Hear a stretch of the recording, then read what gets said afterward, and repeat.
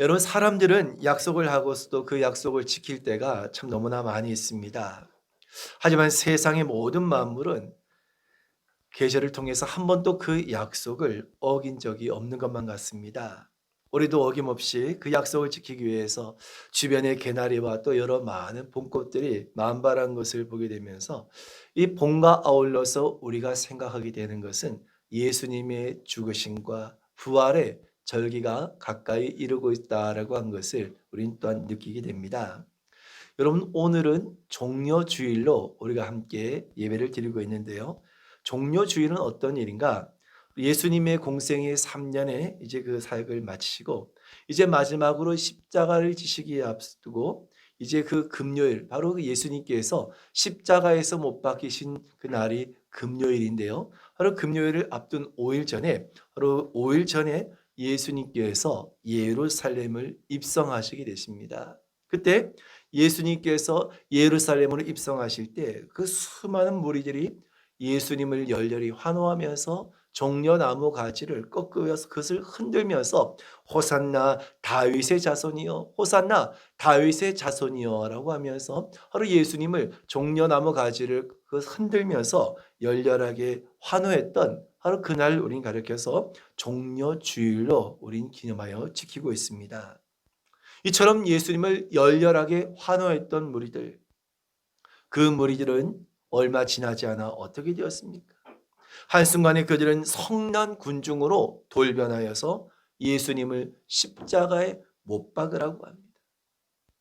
여러분, 바로 그 성난 군중들이 예수님께서 십자가에 못 박아 죽이라고 하는 그 성난 그 군중들의 요구대로 예수님은 십자가에서 못을 박히시고 이제 금요일 날 예수님을 십자가에 못 박히시고 그리고 바로 바로 사흘이 지난 바로 그 주일이 예수님께서 부활하신 부활의 주일이 되어진 것입니다. 그래서 우리가 한 주간 동안 바로 예수님의 그 부활을 앞두고 우리는 그 한 주간을 무엇으로 지내게 됩니까? 바로 고난주간으로 예수님의 십자가를 더욱더 깊이 묵상하면서 우리가 더 예수님을 가까이 하는 그러한 기간이 바로 이 고난주간의 의미다라고 할 수 있겠습니다. 여러분, 하나님의 아들이신 예수님께서 하늘의 영광을 다 버리시고 육신의 몸을 입으시고 이 땅에 오셨다. 그 하나만으로도 예수님은 얼마나 낮아지신 것입니까? 하지만 예수님께서는 그 육신의 몸을 입으시고 이 땅에 오신 것뿐만 아니라 온갖 조롱과 멸시를 한 몸에 받으셨던 것입니다. 그리고 마지막에는 십자가에서 죽으심을 당하신 것이 바로 예수님의 사역이었다라고 할 수 있는 것입니다. 바로 이처럼 예수님께서 우리를 위해서 십자가에서 그 말할 수 없는 고난을 겪으신 바로 그것을 생각한다고 한다면 우리가 한 주간 보내게 될 이 고난 주간은 정말 우리가 예수 그리스도를 나의 구주로 고백하며 살아간 사람들에게는 너무나도 의미 있는 그러한 시간이다라고 할 수 있다는 것입니다. 여러분, 우리가 함께 보신 본문의 말씀은 예수님께서 십자가에 달리셨던 그 모습을 다른 복음서에 비해서 간단하게 기록하고 있다라고 할 수 있습니다. 하지만 그 내용을 보게 되면 정말 예수님께서 십자가에 달리셨을 때 그 모습은 그 자리 그 현장은 너무나 비참하고 참혹한 모습이었다는 것입니다. 학자들의 고증에 의하면 예수님께서 빌라도의 그 법정에서 채찍을 맞으시고 그리고 그 골고다 언덕까지 가는 길은 그렇게 먼 길은 아니었지만 이미 예수님은 온몸이 상할 대로 상해 있는 그런 상태였던 것입니다. 바로 그런 몸으로 예수님께서 이 십자가를 지고 가시는 것은 너무나도 힘들고 어려운 일이었던 것입니다. 특별히 이 예수님께서 십자가를 지신 골고다 언덕은 대단히 가파른 언덕길이었다라고 하는데요. 예수님께서 짊어지신 그 십자가의 그 무게만 또 자그만치 한 250kg 정도 되는 그 정도 무게였다고 합니다. 그러니까 예수님께서 그 상한 몸으로 십자가를 어깨에 짊어지고 그 십자가를 끌면서 한 걸음 한 걸음 나아가셨을 때 얼마나 예수님께서는 고통스럽고 힘이 드셨을까 하는 것을 생각하게 된다는 것입니다. 그래서 여러분, 예수님은 어떻게 하십니까? 몇 번이고 쓰러지고 쓰러지는 것을 반복하실 수밖에 없었던 것입니다. 저와 여러분은 그 자리에 있지 아니했지만 우리가 정말 생각만으로도 예수님께서 그 골고다를 향하여서 그 십자가를 짊어지시고 한 걸음을 한 걸음을 내디딜 때마다 그 발자국엔 분명 핏자국이 선명하게 남아 있었을 것이란 겁니다. 그리고 예수님께서는 그 무게를, 그 십자가의 무게를 이기지 못하여서 넘어지고 다시 일어나지 못할 때 그 십자가가 누르는 그 고통은 이루 말할 수 없었을 것이란 것입니다. 로마 병정들은 예수님께서 쓰러질 때마다 그 채찍을 휘두릅니다. 그때 예수님께서는 그 채찍을 마실 때마다 채찍에 박힌 그 쇠로 인하여서 예수님의 살점은 뜯어져 나가는 그런 광경을 볼 수 있던 것입니다. 그 채찍을 한번 칠 때마다 예수님의 그 몸에는 피가 튀기면서 얼마나 참혹한 오늘 그런 그 모습이었을까 하는 것입니다. 우리가 세상에서 그 무엇을 본다 하더라도 정말 예수님께서 십자가에 달리셨던 그 광경을 본다고 한다면 아마 그보다 더 참혹하고 아마 그보다 더 비참한 그러한 현장은 없었을 것이란 겁니다. 그런데 우리는 예수님께서 이렇게 비참한 그 십자가형을 받으신 것에 관해서 아니 왜 예수님께서 이와 같이 다른 그런 형벌도 많이 있는데 다른 어떤 죽음의 방법도 많이 있는데 왜 예수님께서 이와 같이 그 비참한 십자가의 형을 받으셔야만 했는가? 우리가 이것에 관해서 도저히 이해할 수 없는 그런 일이기도 하다는 것입니다. 나가서 왜 하나님께서는 인간을 구원하시는데 꼭 그렇게 비참한 십자가가 필요하셨을까 하는 것입니다. 여러분 그렇지 않습니까? 하나님은 창조주가 되신 분이십니다. 온 우주 만물을 섭리하시고 다스리신 분이십니다. 그 말씀 한마디로 능치 못함이 없는 분이십니다. 전지전능하신 절대 주권의 하나님이신 것입니다. 그 하나님께서 정말 우리의 죄가 그토록 심각하다고 한다면 그 하나님께서 그냥 인간의 죄가 없다라고 그냥 말씀하시면 그냥 그 말씀 한마디로 끝날 수 있는 것인데 그렇게 한다고 해서 어떤 누가 그것에 관해서 아니 뭐 문제가 있다라고 그것에 관해서 의의를 제기할 사람도 없음에도 불구하고 왜 하나님께서는 그렇게 하지 않으셨냐는 것입니다. 여러분 아무리 인간의 죄가 크다 할지라도 아무리 그 아담으로부터 내려온 그 죄가 크다 할지라도 하나님께서 인간을 향하여서 이제 죄가 없다라고 그냥 선언하시면 죄가 없어진 것이 아니겠습니까? 그냥 죄가 다 해결될 것인데 왜 하나님께서는 그 하나밖에 없는 그 독생자들을 십자가라고 하는 그 엄청난 형벌을 통하여서 그 십자가에서 못 박혀 죽임을 당하게 하셨느냐 하는 것입니다. 여러분 세상 나라에도 한 나라의 대통령이 국경일이 되면 어떤 일을 합니까? 어떤 범죄자든지 간에 그 형을 감형시키거나 또한 석방시킬 수 있는 대통령에게 있는 사면권이라고 한 것이 있다는 것입니다. 세상 나라의 대통령도 이와 같은 사면권이 있는데요. 여러분 하나님의 말씀 한마디라고 한다면 되는데 왜 굳이 이 십자가에서 자기 희생을 하셨을까 하는 것입니다. 여러분 이것을 이해하실 수 있습니까? 하나님께서는 왜 그 말할 수 없는 참혹하고 비참한 그 고통스러운 십자가를 통하여서 인간을 구원하시는 방법으로 삼으셨을까 하는 것입니다. 우린 여기에 의문을 가질 수 있다는 것입니다. 그런데 여러분 하나님께서는 바로 이 십자가를 통하여서 우리의 죄를 사하시고 이 십자가를 통하여서 우리를 구원하시고자 하신 데에는 분명한 하나님의 뜻이 있었다는 것입니다. 분명한 하나님의 계획이 있었기 때문이었다는 것입니다. 여러분 그렇다고 한다면 그 이유는 무엇이겠습니까? 첫째로 하나님께서는 사람들이 믿음을 갖도록 하기 위해서 십자가가 필요하셨던 것입니다. 여러분 무슨 말씀인가 하면 하나님과 인간은 바른 관계를 맺어야 하는 것입니다. 하나님과 인간과의 관계가 깨어지고 단절되어진 그 상태가 다시금 바른 관계를 맺어야 한다는 것입니다. 그런데요, 이러한 그 관계를 맺는 방법은 무엇밖에 없습니까? 오로지 믿음밖에 없다는 것입니다. 여러분 그렇습니다. 범죄한 인간이 멸망을 받지 않는 유일한 한 가지의 길은 무엇입니까? 하나님을 믿어야 한다는 것입니다. 근데 문제는 무엇입니까? 인간이 하나님을 믿지 아니한다는 것입니다. 하나님을 믿으려 하지 아니한다는 것입니다. 그래서 여러분, 하나님께서 계획하신 일이 무엇입니까? 우리가 너무나 잘 아는 요한복음 3장 16절의 말씀이지 않습니까? 우리 한번 같이 읽겠습니다. 시작. 하나님이 세상을 이처럼 사랑하사 독생자를 주셨으니 이는 그를 믿는 자마다 멸망하지 않고 영생을 얻게 하려 하심이라. 아멘. 우리가 너무나 잘 아는 말씀이지 않습니까?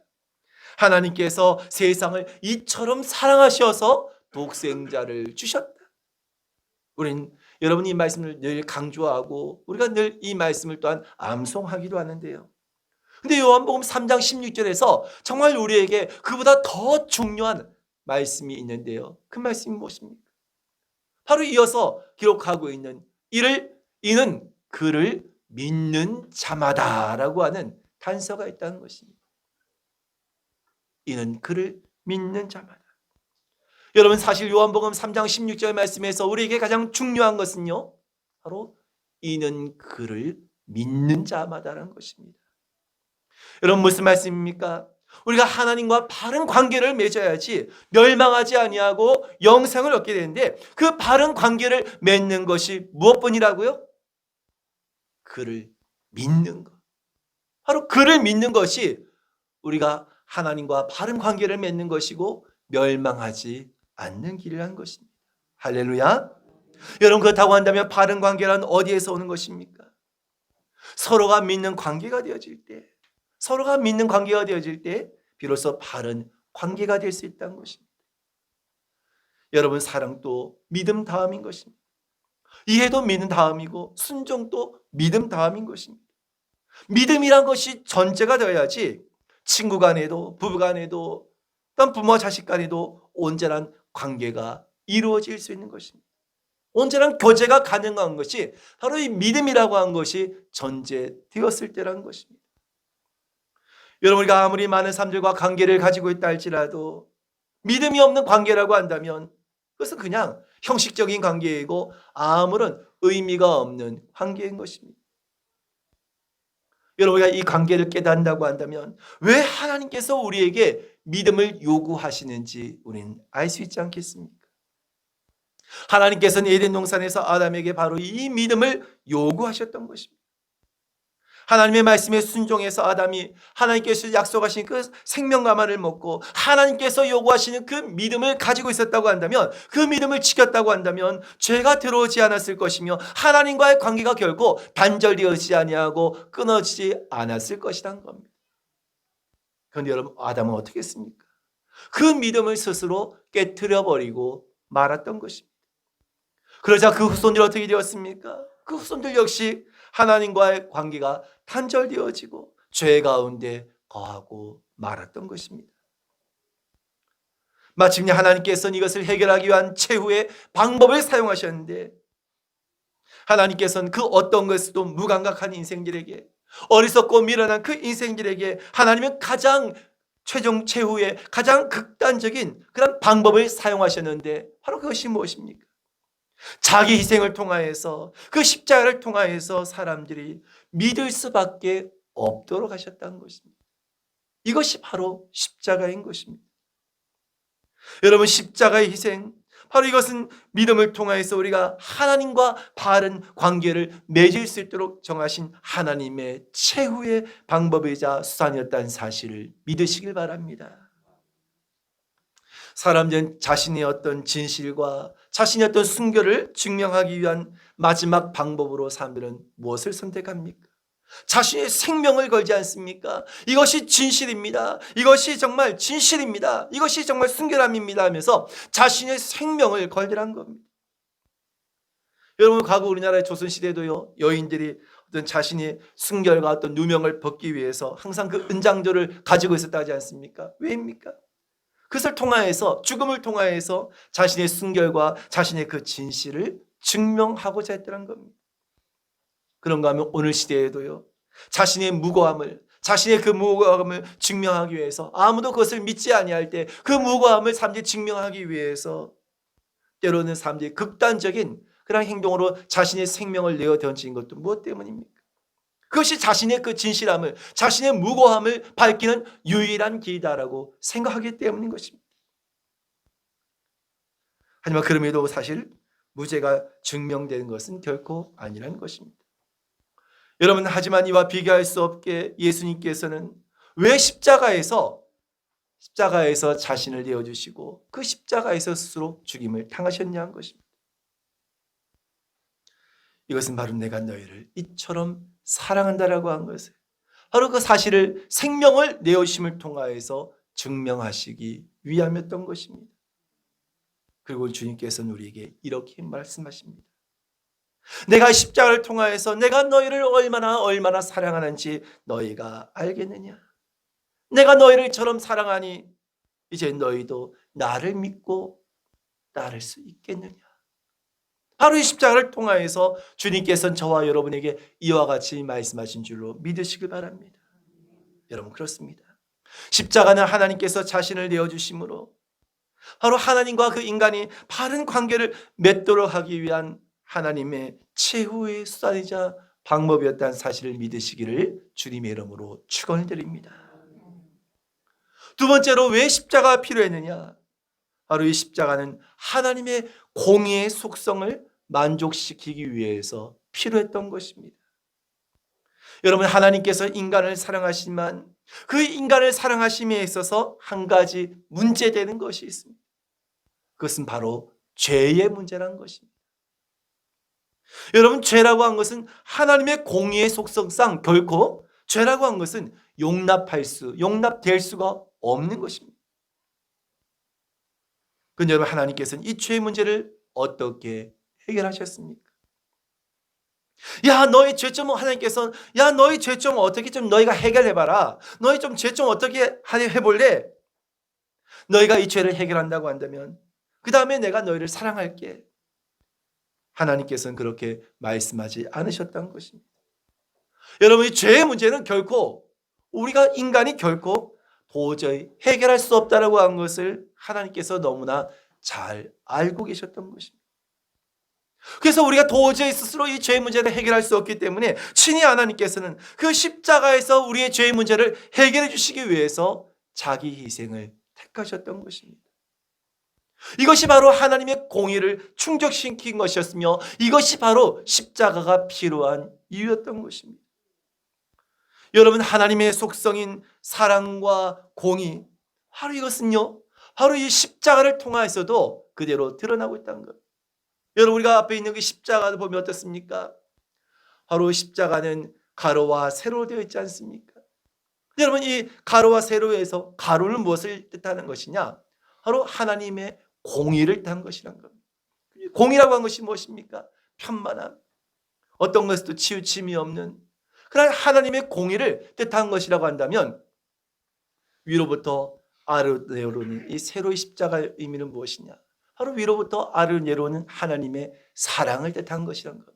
그러니까 십자가의 가로와 세로의 의미는 하나님의 그 공의와 사랑이 바로 이 십자가 안에 담겨 있음을 우리에게 알려주고 있다는 것입니다. 여러분, 자기 희생을 통하여서 이제 하나님께서는 그 인간의 모든 죄를 자신이 짊어심을 통하여서 하나님의 공의를 충족시켰던 것입니다. 그리고 우리를 향하여서 뭐라고 말씀하십니까? 너의 죄를, 너의 그 모든 죄와 허물을 내가 십자가에서 다 해결했으니 이제 너희는 나에게로 나오라. 이제 너희는 나에게로 나오라고 하나님께서는 저와 여러분들을 부르시고 계신 줄로 믿으시길 바랍니다. 여러분, 어떤 나라에 한 왕이 있었습니다. 이 나라의 왕은 그 나라를 더욱더 든든하게 세우기 위해서 법을 정하고 그 법을 엄격하게 지킬 것을 명하였던 것입니다. 그래서 어떤 법을 내렸는가 하면 왕의 명령이 있을 때까지는 그 어떤 누구도 술을 먹어서는 안 된다. 만일 그 술을 멍자겠다고 한다면 두 눈을 뽑는 형벌을 내리겠다라고 공포했던 것입니다. 근데 여러분, 얼마 지나지 않아서 왕의 명령이 있고 난 이후에 이것을 모르던 그 사랑하는 왕자가 그만 술을 마시다가 발각된 것입니다. 분명 법으로는 왕자의 그 눈을 뽑아야 하지 않습니까? 근데 여러분 어떤 이 왕자의 눈을 어떻게 또 뽑을 수 있습니까? 근데 만일 왕자라고 해서 그 눈을 뽑지 않는다고 한다면 백성들은 어떻게 여기겠습니까? 아, 왕자니까 봐주는 거지 뭐. 아, 그럼 뭐 우리도 그냥 대충대충 하면 되겠네. 아마 백성들도 그 법을 우습게 여길 수 있을 것입니다. 그렇다고 여러분 사랑하는 왕자의 눈을 뽑자니 그것도 여러분 도저히 할 수 없는 일이었던 것입니다. 그래서 여러분 그 나라의 왕이 택한 방법이 무엇이었겠습니까? 왕자를 대신해서 왕은 자신의 두 눈을 뽑아버렸다는 것입니다.